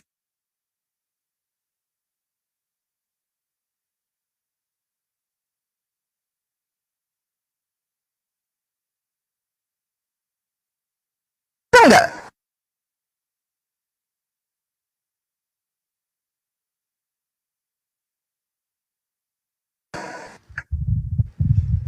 Jaringan itu. Ibu.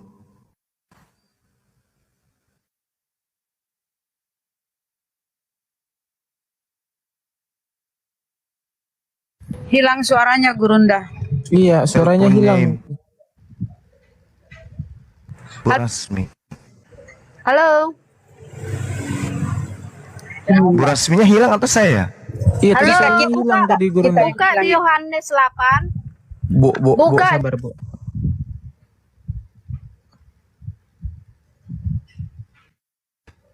Yohanes berapa? 8.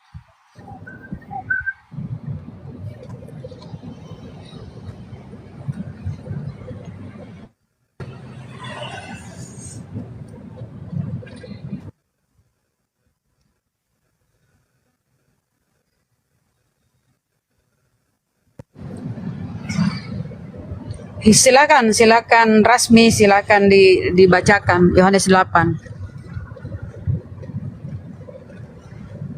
Dibuka mute-nya. Ibunda Agatha.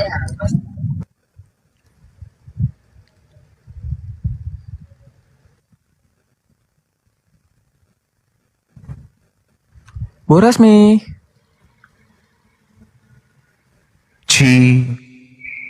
Ya, Gurunda aman sekarang suara. Alhamdulillah. Yohanes 4. Iya, ngomong apa Ibu kita tadi? Yohanes 4 Nomor 22. Yohanes 4 ayat Nomor 2-nya jangan dilangkahi. Iya, Yohanes 4. Yohanes 4 ayat 24. Yohanes 4 ayat 24, Allah itu roh dan barang siapa menyembah dia, haruslah menyembahnya dalam roh dan kebenaran. Ayat Nomor dua-duanya boleh mundur sedikit, Bu. Nomor dua-duan mulai. Yohanes 4 ayat 24 sampai ke ayat 28. Sebelumnya dulu, sebelumnya. Jangan langsung lompat ke 24. Yohanes 4 ayat 24. Kalau Yohanes 4 ayat 24 ya boleh, sampai nggak apa-apa. 27. Udah, saya boleh jawab. Baca dulu Yohanes 4 ayat 24 sampai 27.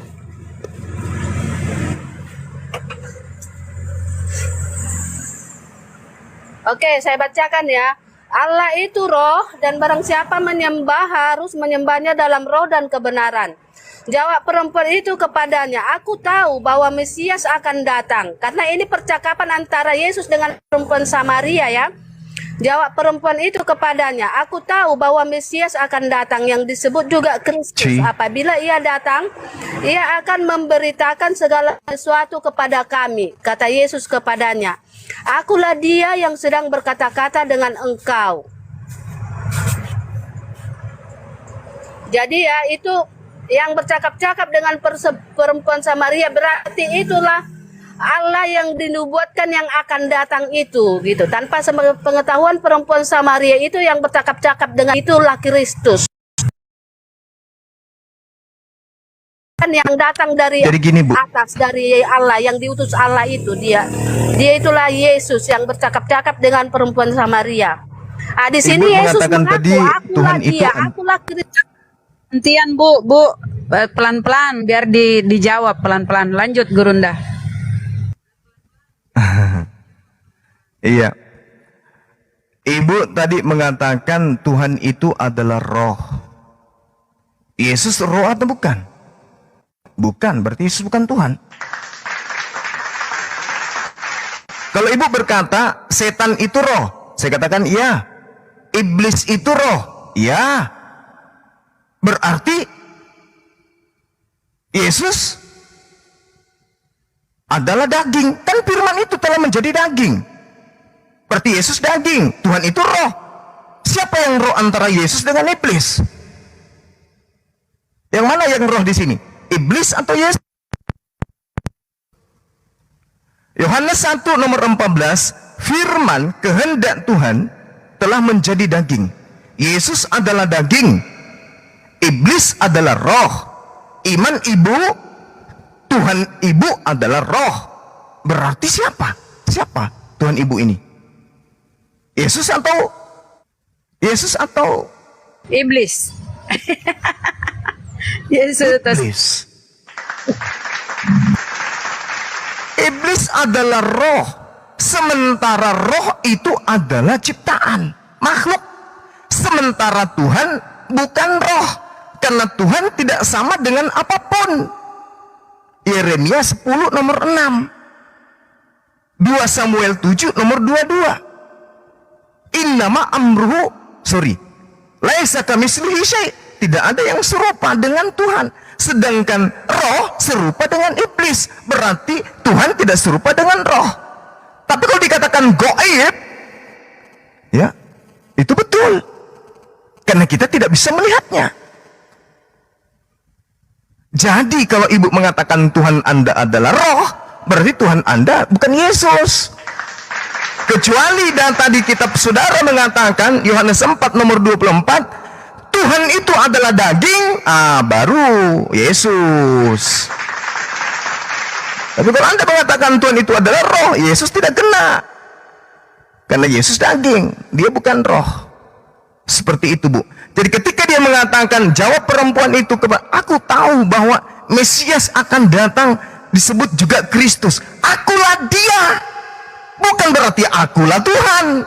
Akulah dia, maksudnya dia di sini adalah Mesias, manusia, daging yang diurapin. Kenapa Anda larikan ke dia ini adalah Tuhan? Bahaya itu, Bu. Dengarkan, Bu, ya, dengarkan. Yesus di dalam Lukas 21 nomor 8.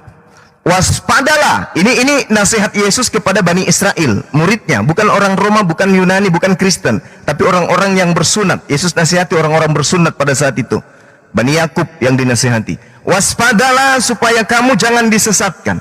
Akan banyak penyesat yang muncul dan akan datang membawa namaku, mengatasnamakan namaku, menjual namaku, dan berkata, akulah dia.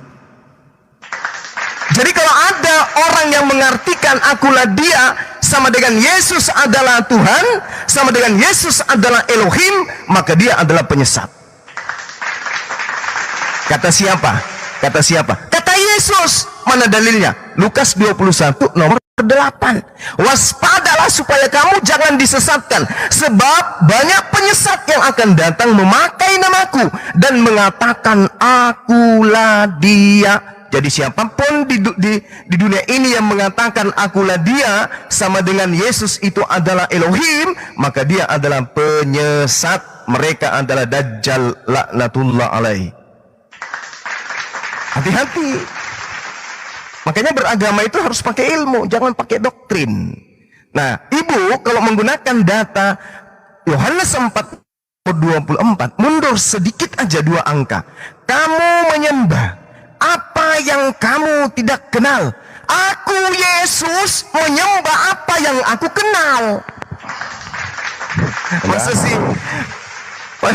Masa sih ada makhluk menyembah kepada sembahannya, malah dituhankan disembah. Itu siapakah pendusta itu, Syuma? Siapa Syuma? Pendusta itu adalah dia yang tidak percaya Yesus datang sebagai manusia. 2 Yohanes 1 nomor 7. Percayakah Anda bahwa Yesus itu datang sebagai manusia? Percaya enggak? 1 Yohanes 2 ayat ke-22. Siapakah pendusta 1 itu? nomor 7. Pendusta itu adalah mereka yang pergi ke seluruh dunia yang tidak percaya Yesus datang sebagai manusia. Saya tanya kepada saudara, percayakah Anda bahwa Yesus itu datang sebagai manusia? Percaya. Ayo. Kalau Anda percaya, kenapa Anda tuhankan? Ayo. Aku tuhankan karena dia satu-satunya penyelamat manusia. Tidak ada penyelamat lain. Berarti Anda munafik. Tadi Anda mengatakan Anda percaya dia datang sebagai manusia, tapi Anda tuhankan. Berarti mulut Anda mengatakan dia manusia, tapi pikiran Anda yang sudah dangkal karena dogma itu menganggapnya Tuhan. Buktinya Anda sembah. Munafik. Itulah makanya di dalam bahasa Yunaninya planos. Planos itu dalam bahasa Yunani, sabar. Planos dalam bahasa Yunani definisinya, lengkap tafsirannya itu adalah iblis, pembohong, penipu, penyesat. Planos. Nah, sekarang yang dikatakan penipu adalah, pembohong adalah lain di mulut, lain di hati. Itu penyesat, itu penipu. Ditanya, apakah kamu percaya Yesus datang sebagai manusia? Percaya. Tapi apa? Hari Minggu tukuk-tukuk-tuk, Tuhanku Yesus terpujilah namamu. Penipu, pembohong, pembohong. Jangan kejang loh. Dia manusia. Tadi tenang loh. Tapi Jangan kau kejang. ke gereja kau menyembah dia. Dasar iblis, iblis. Kan gitu. Ayo. Kau percaya? Saudara percaya Yesus datang sebagai manusia? Percaya. Coba kita intip hari Minggu. Pada hari Minggu aku dan keluarga ke gereja untuk menyembah manusia yang adalah Tuhan. Namanya adalah Yesus, anaknya Maria, yang pernah digantung dikarenakan dia terkutuk. Cuma, aku tanya kamu ya. Disadari itu, Bung. Boleh tanya, Saudara Henso, dalil kitab Anda menyatakan Anda adalah pembohong, penipu. Aku tanya dulu. Penipu itu adalah mereka yang tidak mengaku Yesus datang sebagai manusia. Anda mengatakan, Anda percaya Yesus datang sebagai manusia? Percaya. Kita intip hari Minggu. Pada hari Minggu aku berjalan ke gereja untuk menyembah Tuhanku yang adalah Yesus. Diskusi apa kayak begini, Mak? Diskusi apa ini? Mau ngomong sendiri kamu? nggak dengerin orang ngomong. Ini diskusi untuk menerampi Pak penipu. Oke, gue tanya kamu ya. Untuk supaya sadar bahwa Kamu ternyata pengikut saya Kristus selama ini atau anti Kristus cuma? Coba. Pilihannya cuma dua. Kamu pengikut Kristus Kalau atau yang anti dimaksud Kristus? dengarkan. Kalau yang Anda maksud itu Mesias, dengar. Kalau yang Anda maksud itu Mesias yang mengajarkan menyembah kepada Tuhannya Abraham, Ishak dan Yakub, aku ikut. Karena dia pun menyembah kepada Tuhannya Abraham, Ishak, Yakub. Nah, Kristen katanya ngaku kepada Mesias Yesus. Yesus menyembah kepada Tuhannya Abraham. Kristen menyembah kepada anaknya Maria. Sudah? Apa ini? Udah? Apa itu? Udah. Jadi kamu anti Kristus atau Kristus?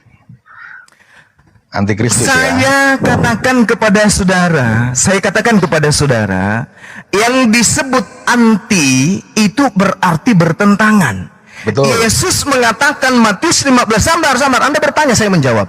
Yesus mengatakan di dalam Matius 15 nomor 24, aku diutus hanya, dalam bahasa Yunani mono, spesial, dalam suatu kaum saja, ras Bani Israel yang sesat.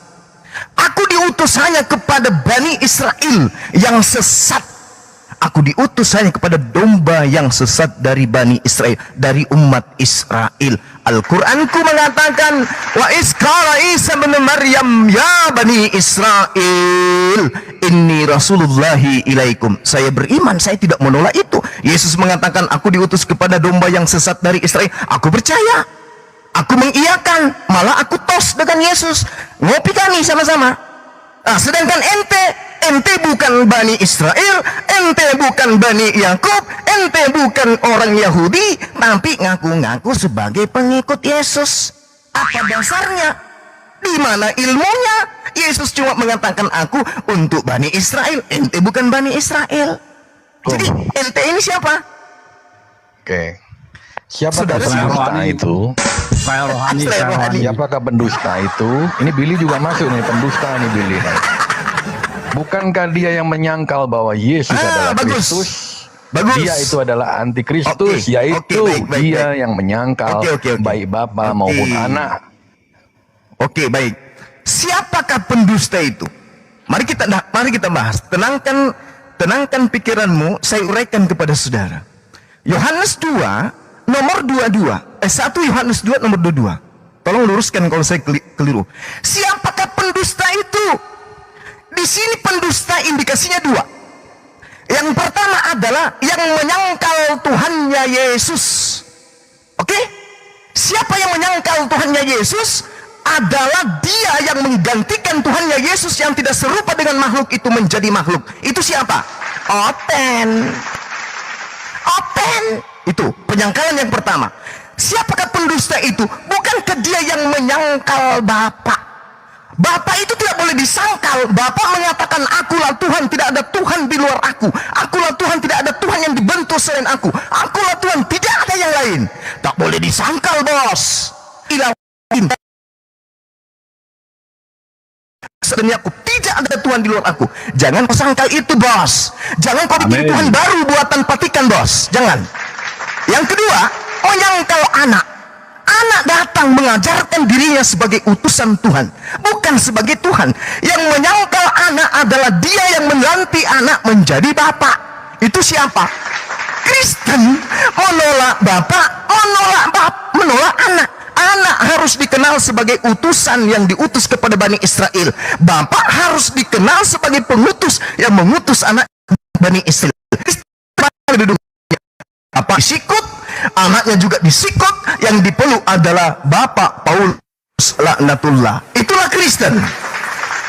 Jadi Kristen itu adalah penolak bapak dan penolak anak, lalu dia menerima seorang bapak bernama Bapak Paulus. Makanya Yesus mengatakan dalam Yohanes 8 nomor 44, setanlah yang menjadi bapakmu dan kamu mau melakukan keinginan-keinginan si setan itu yang adalah Tuhanmu. Mari kita uji. Kristen menyembah Yesus atas keinginan siapa? Bapaknya Abraham? Tidak mungkin. Kristen makan babi atas kehendak siapa? Bapaknya Abraham? Tidak mungkin. Yesus Kristen tidak bersunat atas kehendak siapa? Bapaknya Abraham? Tidak mungkin. Kristen menyembah Yesus itu kehendak bapaknya Abraham atau siapa? fair ini Tidak mungkin. diskusinya. Kristen ibadah di gereja hari Minggu itu kehendak bapak atau siapa? Tidak mungkin. Maka semua yang dilakukan oleh Kristen hari ini, apapun itu, semuanya adalah kehendak Tuhannya yang bernama Paulus Kristus.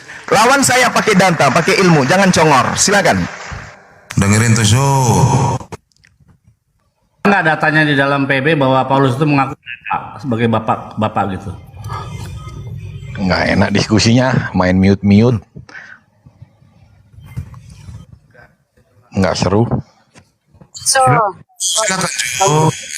Duh, ini macam cewek ini malah ngerajuk dia. Kok pakai data bawa tuh, bukan asumsi. Mau data apa kau? Bantah tadi pakai data. Suara saya Jo, masuk kau datang besok Jo.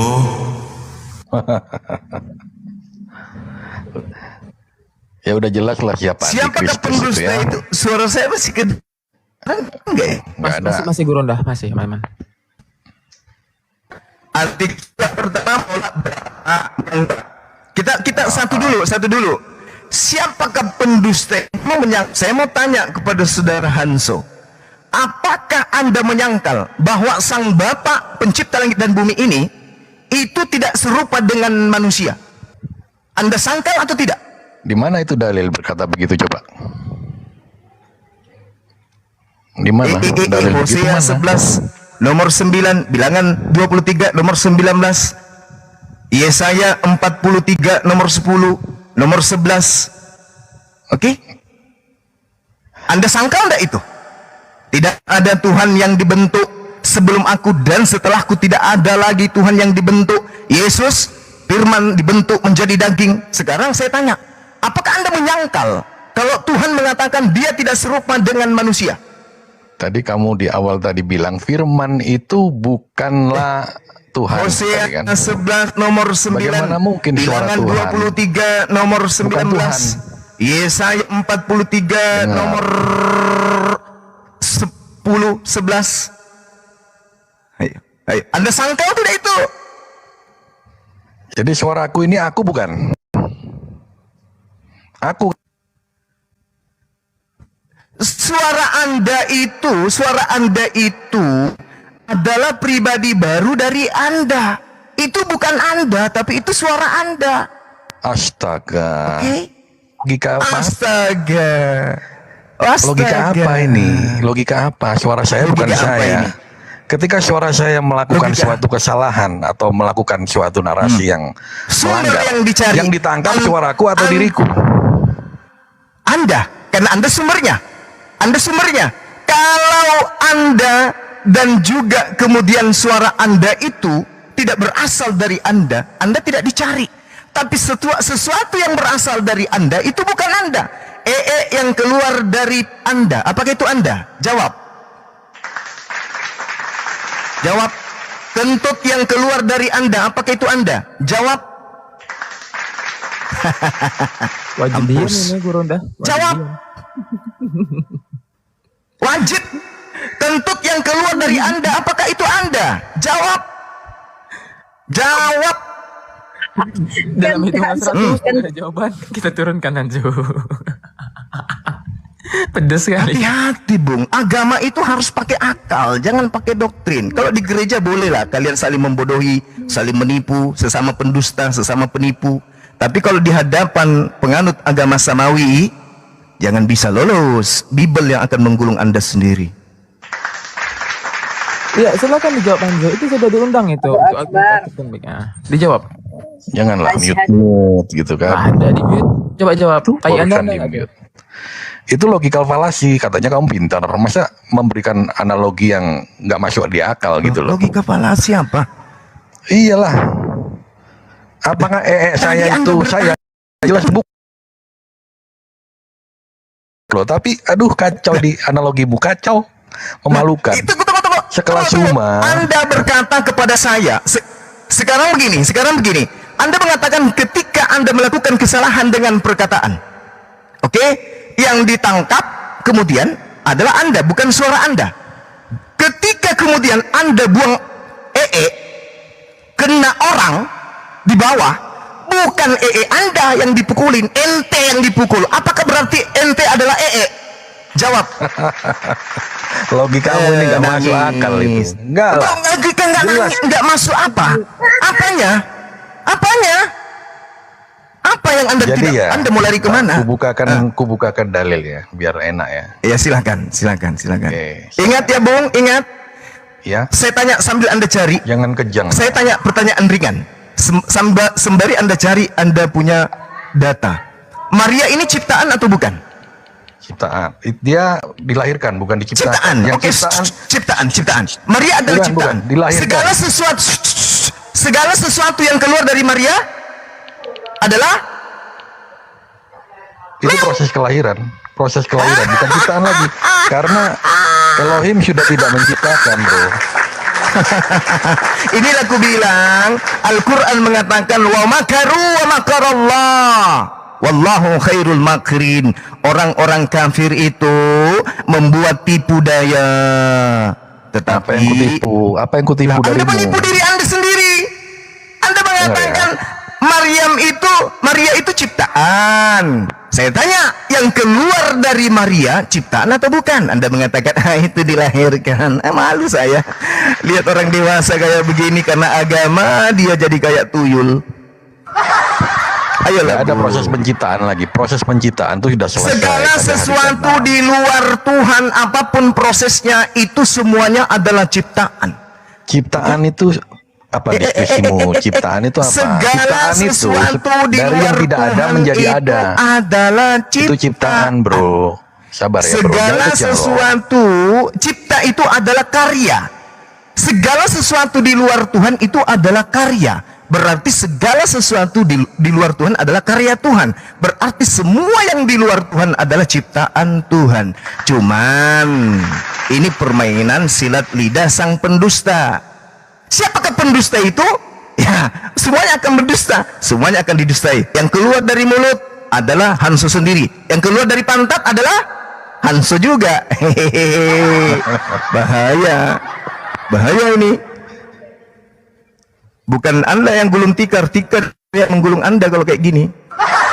Oke ya, kita buka di Yohanes 1 ayat ke-18 ya. Tak Oke. seorang pun mantap sekali ini. Tak seorang pun yang pernah melihat Allah. Tetapi anak tunggal Allah Yesus. yang ada di pangkuan Bapa, dialah yang menyatakannya. Itu. Menyatakan di situ terjemahan yang keliru. Tolong tunjukkan original teksnya, kata menyatakan di situ apa? Original teks. Original teks kata menyatakan di situ apa? Original Gak teksnya usah lari dulu. original teks lah. Ini Itu kan gak ada yang kena. Kau aja gak tahu original Nggak teks. bisa. Emang kau bisa bahasa Ibrani? Gak bisa. Gak usah sok-sokan lah. terjemahan. Sok-sokan baca. Jangan sok-sokan baca original teks. Bung, bukan begitu caranya. Untuk mencapai sebuah kebenaran itu, semua ilmu itu harus kita lalui. Jadi tidak ada yang pernah melihat Tuhan. Tidak ada yang tahu, tidak ada yang mengenal. Menurut pengakuan Yohanes 1 nomor 18. Tetapi Yesuslah yang menjelaskan Tuhan itu. Yesuslah yang menerangkan. Yesuslah yang mentafsirkan, menguraikan tentang Tuhan itu. Setelah Yesus menerangkan Tuhan itu, pertama, itu di atas, di langit. Kedua, Tuhan itu tidak bisa dilihat. Ketiga, Tuhan itu maha besar. Keempat, tidak ada manusia yang pernah melihat Tuhan. Itu yang ditafsirkan Yesus, itu yang dinyatakan Yesus tentang Tuhan. Makanya Yesus mengatakan, tidak ada seorang pun yang pernah melihat Bapa, suaranya pun tidak pernah kau dengarkan. Itu yang Yesus nyatakan. Tidak pernah Yesus mengatakan, siapa yang melihat aku, dia telah melihat pencipta langit dan bumi. Tidak seperti itu. Kalau itu artinya Yesus mengatakan, siapa yang membunuh aku, dia telah membunuh pencipta langit dan bumi. Waduh, bukan begitu. Jadi tidak seorang pun yang pernah melihat Tuhan, tetapi anak tunggal Tuhan yang ada di pangkuan Bapa, dialah yang menyatakan dalam original teksnya di sini adalah ekse geomai. Menyatakan artinya menerangkan, menceritakan. Oke? Mentafsirkan. Bagaimana cerita Yesus tentang Bapa yang mengutusnya? Dia mengatakan begini. Yohanes 8:48. Yohanes 8:42. Aku datang bukan atas kehendakku. Lalu atas kehendak siapa? Atas kehendak Bapa. Mana Bapa itu? Mana? Bapa tidak bisa dilihat. Yesus menjelaskan Bapa itu bukan dirinya, karena Yesus bisa dilihat. Bapa itu tidak bisa dilihat. Tidak ada kemudian alimul ghaibi wasyahada. Tidak ada yang kemudian bisa melihat Tuhan. Oke? Sampai di sini kira-kira tidak paham? Udah. Iya. Jadi coba dibuka lagi di 14, Markus 14 tuh. Ya, itu jawab Yesus dia. Akulah dia.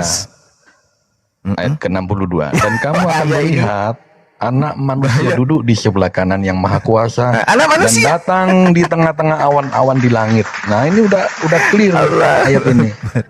Mana ada manusia bisa datang di tengah awan-awan di langit. Akulah dia. Dia siapa? Anak manusia. Itu sudah benar itu. Sementara pencipta langit dan bumi bukan anak manusia. Bilangan 23:19. Tuhan Elohim bukan manusia dan bukan anak manusia. Yesus, akulah dia, anak manusia. Nggak nyambung. Kecuali Anda ingin mengatakan bahwa Yesus itu anak manusia, baru nyambung.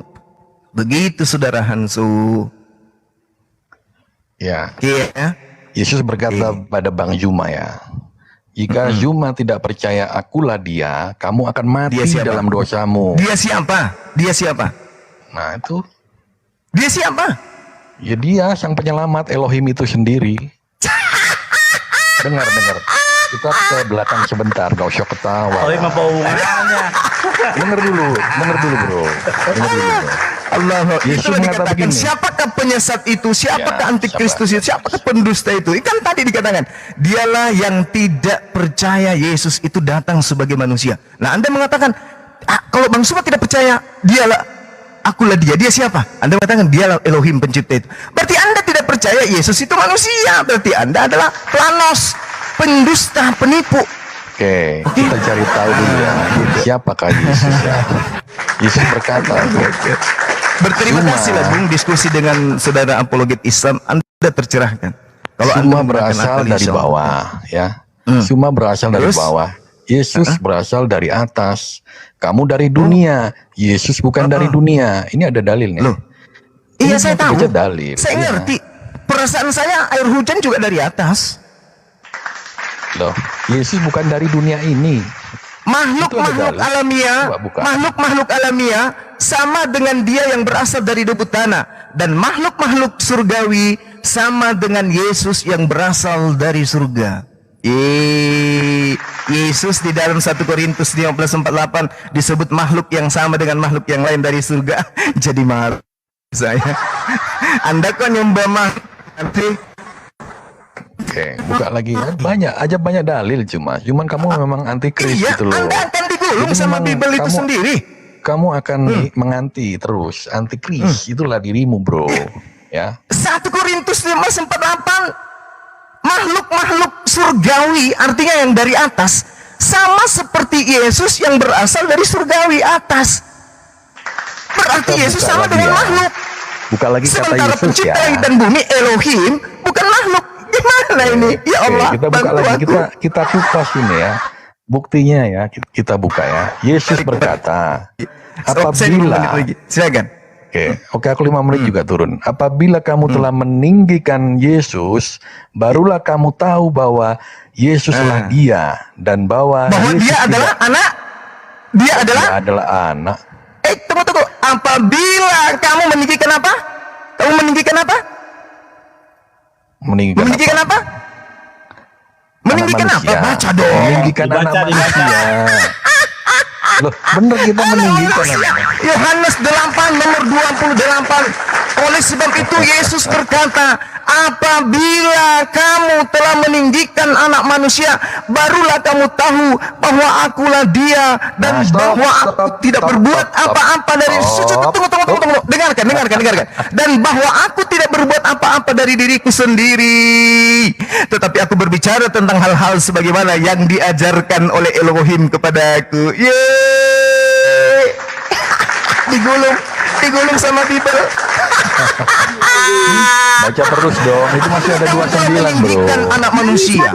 Apabila kamu telah meninggikan anak manusia, Elohim bukan anak manusia, Yesus anak manusia. Apabila kamu telah meninggikan anak manusia, barulah kamu tahu bahwa akulah Mesias dan bahwa aku tidak berbuat apa-apa dari diriku sendiri, tetapi aku berbicara tentang hal-hal sebagaimana yang diajarkan Bapa kepadaku. Udah selesai. Turun bro. Turun bro. Malu kita bro. Turun. Yuk. Sama-sama barengan. 1, 2, 3. Bahaya ini. Turun bro. Aki Zuma ini bahaya. Kalau ada model kayak gini 10 orang, waduh bahaya Indonesia ini. Bisa masuk, bisa pada mualaf semua ini. Allahu Akbar. Allahu Akbar. Teman-teman saya